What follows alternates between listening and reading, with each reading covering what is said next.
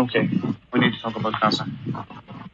I recorded a couple of messages in the past days, but I never published them because I really don't like the whole selfie culture. But some things are just too important. First of all, my heart goes out to the hostages in Gaza, all 2.3 million of them. That includes the Israeli civilians. And I make a distinction between civilians and combatants, especially in the context of Gaza, because we have to understand that context. Gaza was established in 1948 as a refugee camp to house the unwanted, the surplus human beings who were ethnically cleansed from their homes in the Nakab, the Negev region in southern Palestine, also known as Israel. Since it has evolved into becoming the largest concentration camp in the world. This is not only according to me, this is according to Yeshayahu Leibovich, for example. I'll drop some links later. Baruch Kimmerling, and others. That concentration camp has been operated in the most barbaric and brutal way in order to dominate these people and make sure that they cannot go back to their homes inside 48, also known as Israel proper. Their homes are mostly just across the fence from Gaza. The fence or high wall with the most advanced technology includes remote-controlled machine guns on top of towers, which are operated day and night. Anyone who dares to come near this fence, a kilometer away, will be shot at. They are using autonomous vehicles produced by Elbit, for example, which can monitor the entire circumference and also autonomously shoot at anyone who comes near. They are using many sorts of other technologies, and especially drones, Elbit drones. There are actually 6 drone squadrons operated by the Israeli Air Force, and they are doing most of the flying hours for that Air Force, or over 80% of the flight hours are with these drones. And the Israeli Air Force commander has actually stated, he was boasting about how they have tiled the airspace of Gaza. There is not an inch of land that is not being monitored and controlled day and night, 24/7. And they bomb once in a while because these are killer drones. And they have been used extensively during the massacres that we've seen in 2022 and in 2021 and in 2014 and in 2008. And they have been more recently used in Jenin, also in Nablus. So everything is being controlled to the extent that the Israeli Ministry of Defense has also drafted formulas to count the caloric intake for the people in Gaza.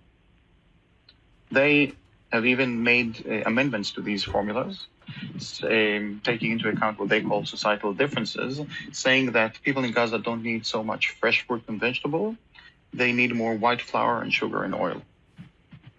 This is the extent to which they go. Now, they say that they never implemented that. It doesn't matter. Just the very thought behind it, that is a Nazi type of thinking. That is proper Nazi practice. 95% of the water in Gaza is toxic. It is not fit for human consumption.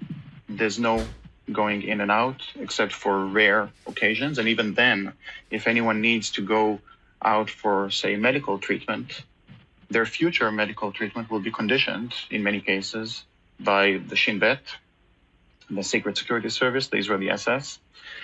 Their medical treatment will be conditioned on collaborating with the Zionist regime. So this is, in a nutshell, life in Gaza, where 70% of its population are refugees, where the majority are youth, are children, and where the unemployment rate and everything else is just unbelievable, including people being malnourished and traumatized. There's no PTSD. There's no post-trauma in Gaza. It is an ongoing trauma. The situation is just unbearable, unbelievable. This is the context.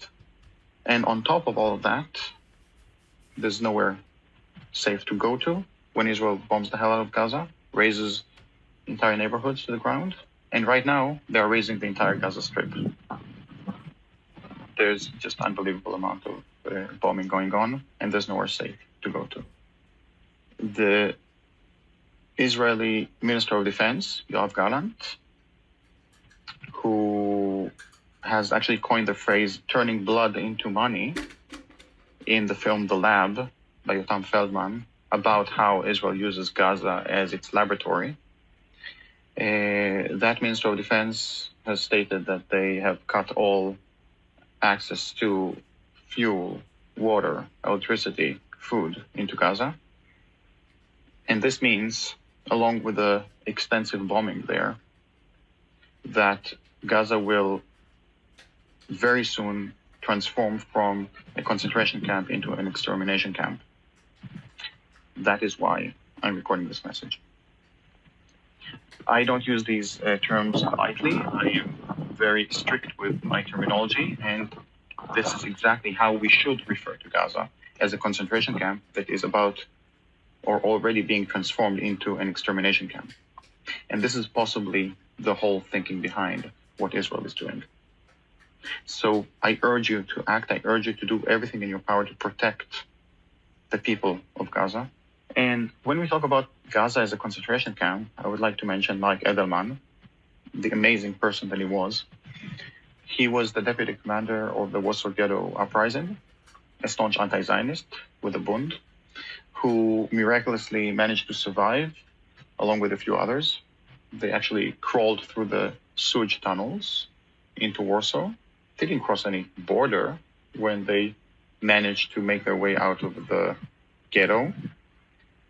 And the response to that uprising was beyond any description. It was the entire extermination of everything that happened there, of everything that existed in the ghetto, just like Israel is doing today. Edelman, in short, he was a hero because of his struggle against the Nazis. He was also a local Polish hero. He also invented a life-saving operation as a cardiologist, and he remained a staunch anti-Zionist. And just before his death, he wrote a letter of solidarity to the partisans of the Gaza ghetto. If anyone would know what that entails, it would be Edelman, whose entire legacy was erased, or they tried to erase, the Zionist race state tried to erase his legacy, even though he wrote the most comprehensive account of what happened in the ghetto uprising, which was translated into many languages, but it took many, many years until it was translated into Hebrew. The Zionist state and war criminal Rabin tried to make sure that Edelman would be disinvited from the 50-year anniversary of the Warsaw Ghetto Uprising in Warsaw, and on and on. But going back to Gaza, we have to demand of our elected officials to do everything in their power to protect the people there. That includes over 1 million children. I just watched the Israeli apartheid parliament discussing in their new unity government how they will exact revenge on Gaza in the most brutal way. They've been using the worst terms and treating Palestinians as animals. And I am afraid that Israel has a far more sinister goal even than that, than just revenge. I'm afraid that they will execute what they have been discussing for decades, where people like Benny Gantz, who is the former military chief of staff, he was talking about bringing Gaza back into the Stone Ages. In his very first video in his election campaign as a contender for prime minister, you had the numbers running on the screen, and these were the number of people that he killed in Gaza. as the military chief of staff. He was talking about that Gaza will burn. Others were saying that we need to flatten the Gaza Strip, and even quite literally saying that they will bring about another Holocaust on Gaza.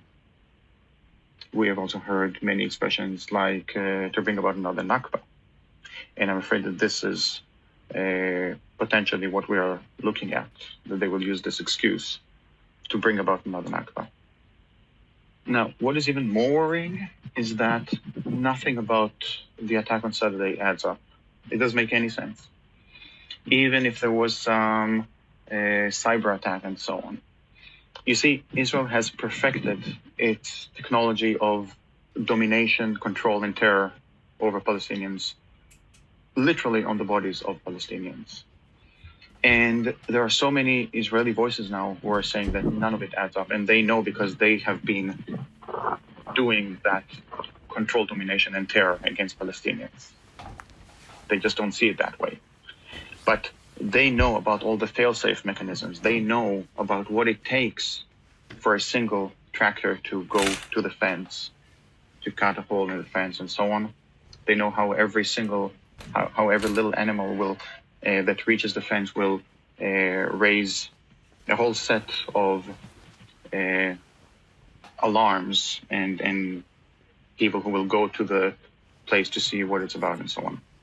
So even if everything has been taken over and so on, there are so many questions to be asked. Israel has over 80 attack helicopters, and none of them seem to have been flying in the area. What about the drones that I mentioned? You know, that whole territory is tiled with drones. Like, they could easily see and bomb if they wanted to. So what exactly happened there? And many people, Israelis, are actually talking about some inside job. Now, I don't like the whole conspiratorial thinking, but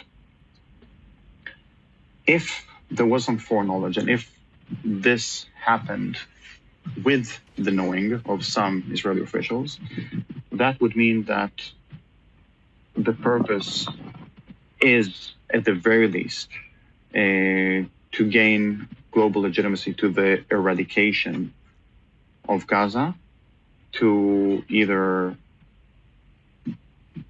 the killing of everyone or a mass expulsion, and this is what they're working for.